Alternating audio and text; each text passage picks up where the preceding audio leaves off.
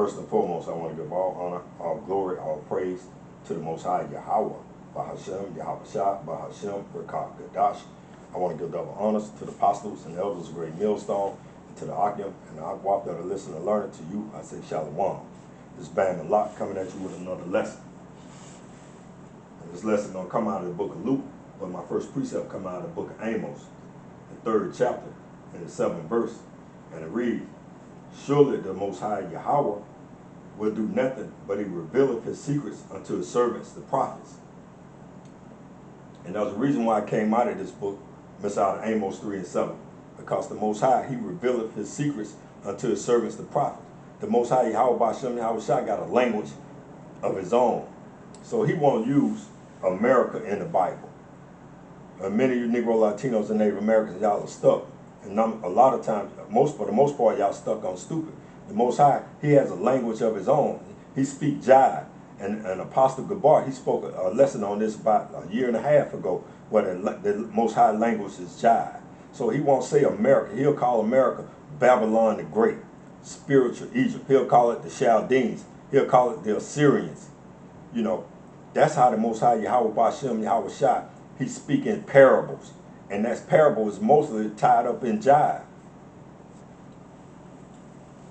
So, without further ado, let's go to the book of Luke, the 8th chapter, and the 4th verse. And it reads, and when much people were gathered together and were come to him, you know, they came unto the Most High Yahweh Bashem Yahushua.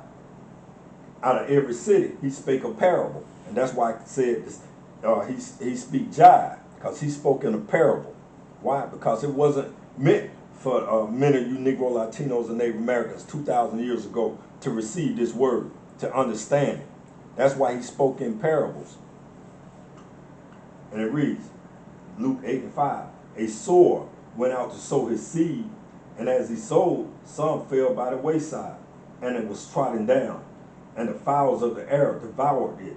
So this sower, he's not talking about someone going out, you know, to sow the seeds on a farm.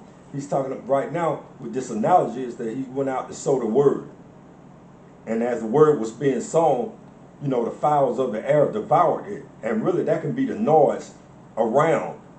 You know, all the noise can devour a good music. If you're in the park and you're listening to some good music, and all of a sudden, you know, you have this, just the Most High, all of a sudden, he just give you that loud thunder and lightning, or maybe a loud dump truck, or maybe even that the police turn on their sirens, and the ambulance turn in their sirens for 30 or 40 minutes, you know, just making noise. They drowning out that good music that you was listening to. And that's what the analogy is, what he's talking about right here. The word went out, a sower went out to sow the word, the Bible, the good news, and the moist of the air devoured it. And that's exactly that's why I use that analogy. You know, all the loud, the noise around it devoured out that good sound.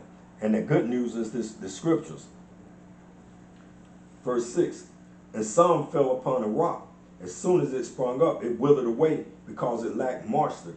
And that moisture, it lacked water. You know, moisture it turns into water, right? Matter of fact, let's get that just to let you know that moisture is nothing but water. Let's go to matter of fact, let's go to the book of John, chapter 7 and verse 38. He that believeth on me, as the scriptures have said, out of his belly shall flow rivers of living water. So that's what moisture makes water. And that's pretty much, again, a parable and analogy is that it lacked that living water. It lacked that water to keep that word sown into it. Verse 7, and some fell among thorns, and the thorns sprang up with it and choked it. And that thorns can be, many of your friends can be thorns. Because when you start coming into the truth, they look at you all different. And what they want you to be, if they want you to come back into the world, they want you to come back and be that old person that you was. But you're supposed to be a new creature when you come into the Most High. Let's just get that. That's the thorns. They're trying to choke out that word. They're trying to keep you, you know, in the world. You should be a new creature. Let's get that. 2 Corinthians chapter 5 and verse 17. Therefore, if any man be in Hamashiach, he is a new creature. Old things are passed away. Behold, all things become new. So you're supposed to become new. You become new. You become that, them thorns can't choke out this word. They can't choke you, separate you from the Most High Yahweh Ba'Shem Yahweh Shai any longer. You become a new creature. So now you're eliminating those thorns.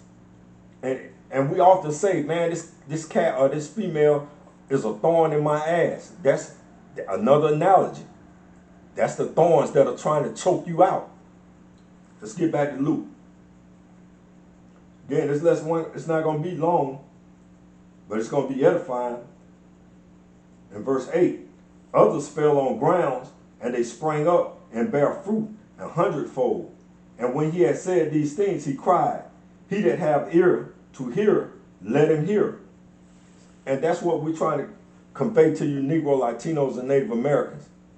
Because y'all are the biblical Israelites that the Bible speaks of. But many of you are falling on those rocks. Many of you are letting that lack moisture. Many of you are drowned out by those thorns that are in your ass, those friends. Verse 9, and his disciples asked him, saying, what might this parable be?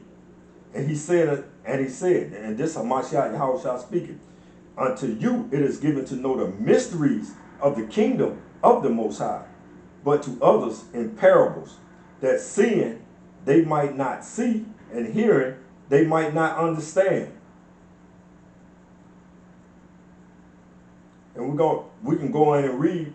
Now the parable is this: the seed is the word of the Most High, which I told you in the beginning. This is the good seed. Verse 12, those by the wayside are they that hear, then cometh the devil and taketh away the word out of their hearts, lest they should believe and be saved. Verse 13, they on the rock are they which, when they hear, receive the word with joy, and these have no root, which for a while believe, and in time of temptation fall away. Same thing I was saying, just a whole different analogy on it. Verse 14, and that which fell among the thorns are they which, when they have heard, go forth and are choked with cares and riches and pleasures of this life, and bring no fruit to perfection. Verse 15, but that on the good ground are they which in an honest and good heart, having heard the word, keep it and bring forth fruit with patience. Verse 16, no man, when he have lighted a candle, covereth it with a vessel, or putteth it under the bed, but set it on a candlestick, but they which enter in may see the light. Also, because if our gospel is hid, it is hid to them that are lost. So that's the sword. Verse 17, for nothing is secret shall be made manifest, neither anything hid that shall not be known and come abroad. Verse 18, and we're going to close out here. Take heed, therefore, how ye hear. For whosoever have, to him shall be given. And whosoever have not, from him shall be taken, even that which he seemeth to have. So in this what we're trying to sow to you Negro, Latinos, and Native Americans. The good news, the words, this living water.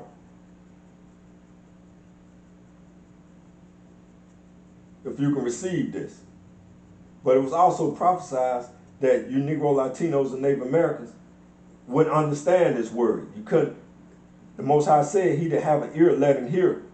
But let's get it to prove to you that the Most High made it this way for many of you Negro, Latinos, and Native Americans not to be able to understand this word, not to be able to understand this good news.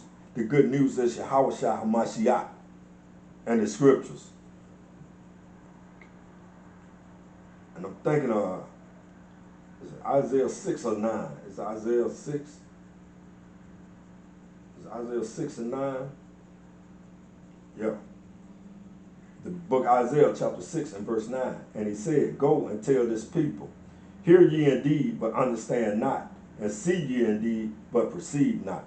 So the Most High, you know, he told Isaiah, the prophet, that you Negro, Latinos, and Native Americans, y'all will hear and not, and understand not, and y'all will see and not perceive not.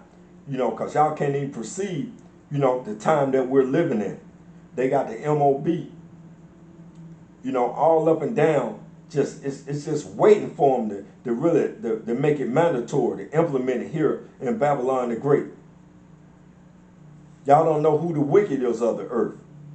Or y'all can't accept that Esau, Edom, the so-called white man, is the wicked of the earth. Y'all can't accept that y'all are the biblical Israelites that the Bible speaks of. Because y'all can't accept it because y'all want Esau, Edom to share in the salvation and the new kingdom with y'all. And y'all don't see, Esau don't beat us down so long that he got many of y'all in this Stockholm syndrome forever. That's why you can't understand not and you perceive not. That's why you can't tell if the microchip is the RFID chip is the mark of the beast. That's why you don't understand why this devil is trying to make everybody take this jab.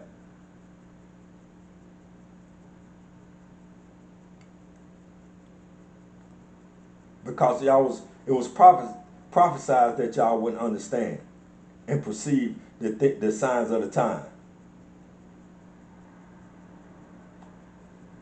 But the bottom line is this. Let me get to, you know, I'm gonna close it on one of my favorites, Romans 13 and 11. And that knowing the time, that now it is high time to awake out of sleep.